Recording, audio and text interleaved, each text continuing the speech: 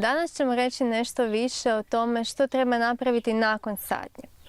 Odmah nakon sadnje zapravo nas očekuju mjere njege kao i kod svakog povrća, tako i kod paprike. Tako da je bitno provoditi mjere njege poput navodnjavanja, prihrane ili pljevljenja korova. I zapravo danas ćemo se dotaknuti jedne mjere njege koja utječe na sve ove tri koje sam navela, a to je malčiranje. Malčiranje ili prikrivanje površine tla zapravo se odnosi na prikrivanje površine kako bi utjecali pozitivno na biljku, ali i na samo tlo. Malčirati se može prirodnim ili umjetnim materijalima.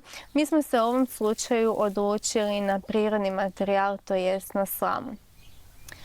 Pod prirodne materijale još se može koristiti i sjeno, zatim trava koja vam ostane od možda košnje vašeg travnjaka, okućnice, može se koristiti i kompost, različiti žetveni ostaci, pa čak i pijesak.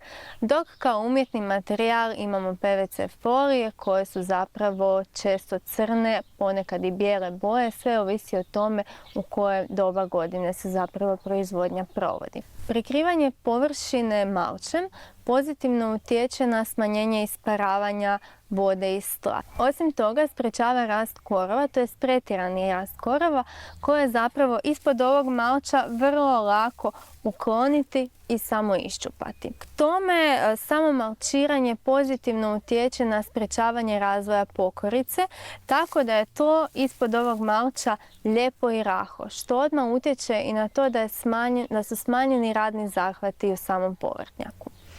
Osim toga, kod plodovitog povrća za koje želimo da izgleda lijepo, ukusno, da bude ukusno naravno, ali i da izgleda lijepo na oko, želimo da bude čisto. Tako da će ovakav jedan malč utjecati na to da naše povrće nakon berbe bude čisto i kao takvo može ići na vaše stolove.